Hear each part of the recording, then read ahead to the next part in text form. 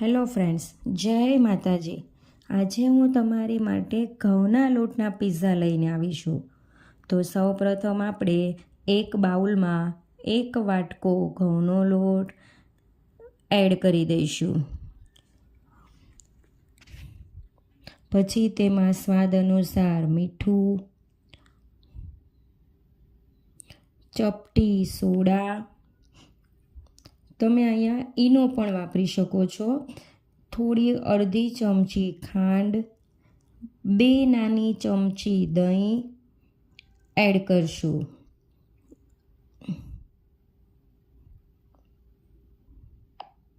અને મોણ માટે 2 ચમચી જેટલું તેલ લઈશું. હવે આ મિક્સરને આપણે બરાબર મિક્સ કરીને એક સરસ મજાનો લોટ તૈયાર કરી લઈશું. લોટ બાંધી લઈશું. જરૂર પડે તેમ તેમ આપણે પાણીનો ઉપયોગ કરીશું. હા મિત્રો, આ લોટ એકદમ આપણે રોટલી જેવો ઢીલો નથી બાંધવાનો કે ભાખરી જેવો કઠણ નથી બાંધવાનો. તો એના માટે આપણે આ લોટ નહીં ઢીલો કે નહીં કઠણ એવો રાખવાનો છે. તો આપણો લોટ તૈયાર થઈ ગયો છે બંધાઈ. હવે તેમાં થોડું ઓઇલ એડ કરી 10થી 15 મિનિટ માટે આપણે એને રેસ્ટ આપીશું. હવે આપણે જોઈતી સામગ્રી લઈ લઈશું. અહીં મેં ઓનિયન, કેપ્સિકમ અને ટોમેટો લીધા છે. સાથે સોસ, પનીર અને ઓરેગાનો ચીલી ફ્લેક્સ લીધા છે, જે બધાના ઘરમાં અવેલેબલ હોય જ છે. અને ચીઝ વગર તો પિઝા કેમ બને, તો એટલા માટે ચીઝ લઈ લીધું છે. તો આપણો લોટમાં 10થી 15 મિનિટ થઈ ગઈ છે. તો ફરીથી એને આપણે કૂણવી લઈશું. હવે એક પાટલી વેલણની મદદથી આપણે તેને રાઉન્ડ શેપમાં વણી લઈશું. હવે આ રોટલાની થિકનેસ આપણે એટલી રાખવાની છે કે નહીં કે રોટલી જેવી, નહીં કે ભાખરી જેવી. તો હવે રોટલો આપણો વણાઈ ગયો છે. તો એમાં આપણે ફોગથી ડોટ ડોટ કરી દઈશું, જેથી કરીને આપણો રોટલો ફૂલે નહીં. હવે ગેસ પર પેન મૂકીશું અને પેન થોડું ગરમ થાય એટલે આપણે રોટલો મૂકીશું. અહીં ફ્રેન્ડ્સ, તમારે એટલું યાદ રાખવાનું છે કે અહીં તમારે ઓઇલ કે બટરનો ઉપયોગ કરવાનો નથી. જો તમે આ સમયે ઓઇલ બટરનો ઉપયોગ કરો તો એ એકદમ આપણો કડક થઈ જશે અને આપણે એકદમ સ્મૂથ રોટલો તૈયાર કરવાનો છે. તો તેના માટે આપણે એક સાઈડ શેકાય એટલે બીજી બાજુ થોડાક શેકાય એટલે એને પલટાવતા શેકવાનું છે. અને ગેસની ફ્લેમ એકદમ ધીમી રાખવાની છે. તમે જોઈ શકો છો કે ઘઉંનો લોટ છે એટલે એમાં કલર આવે છે. તો એકદમ લાલાશ જેવો કલર આવ્યો છે. તો અત્યારે આપણો રોટલો શેકાઈ ગયો છે. તો હવે એના માટે આપણે એક પ્લેટમાં તે રોટલાને ટ્રાન્સફર કરી લઈશું. હવે તેની ઉપર pizza sauce, chilli flakes add કરી સોસ લગાવી દઈશું.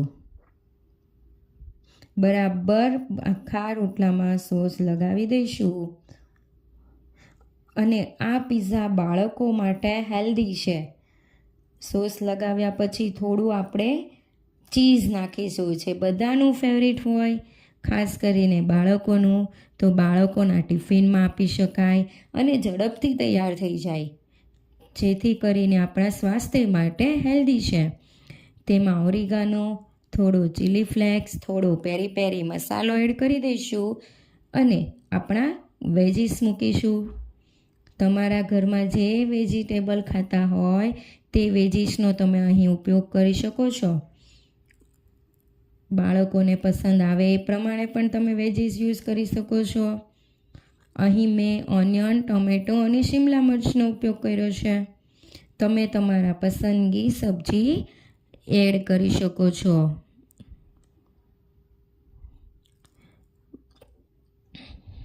લાગે છે ને બાકી મસ્ત આપણો પિઝ્ઝો દેખાવમાં. તો હવે આપણે પનીરને મેં સોસની અંદર મિક્સ કરી લીધા હતા. હવે એ પનીર પણ પિઝામાં મૂકી દઈશું અને ફરીથી બધાનું પસંદી ચીઝ એડ કરી દઈશું. હવે આ જગ્યાએ આપણે ભરપૂર માત્રામાં ચીઝ એડ કરીશું. આપણે આજે તવા પિઝા બનાવવાના છીએ, પણ એક બી વસ્તુનો ઉપયોગ કર્યા વગર. મીઠું નીચે રાખીને આપણે તેનો ઉપયોગ કરવાનો નથી. આપણે પેનમાં બનાવીશું પિઝા. તો છે ને બધાના મનપસંદ. હવે આપણું ચીઝ નખાઈ જાય એટલે તેમાં થોડીક ચીલી ફ્લેક્સ, ઓરિગાનો અને થોડો પેરી પેરી મસાલો એડ કરીશું. હવે આપણો પિઝ્ઝો બેક થવા માટે રેડી છે. તો એક તવો લઈ લઈશું, તેમાં થોડું બટર એડ કરીશું અને હવે આ પિઝાને તેમાં મૂકીશું.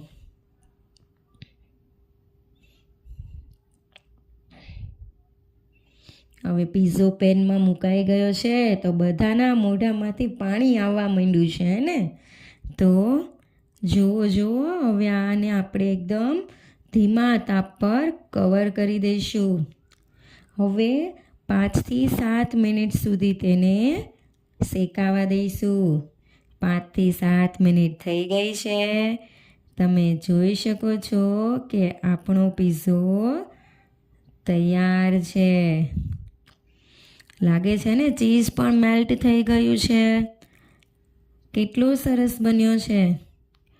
તો તમે પણ જરૂરથી ટ્રાય કરજો આ રેસીપી. તમારા બાળકોને ઘઉંના પિઝા ખવડાવજો. અને અમારી જો આ રેસીપી તમને ગમી હોય તો તમે જરૂરથી ટ્રાય કરજો. અમારી આ ચેનલને લાઈક કરજો, શેર કરજો, સબસ્ક્રાઈબ કરજો. અને હા, બાજુમાં આપેલું બેલ આઇકન દબાવવાનું ભૂલતા નહીં હો. આવી અવનવી વાનગીની જાણકારી મેળવવા માટે અમારી ચેનલને જોતા રહો. ફરીથી મળીશું નવા વિડીયોમાં. જય માતાજી.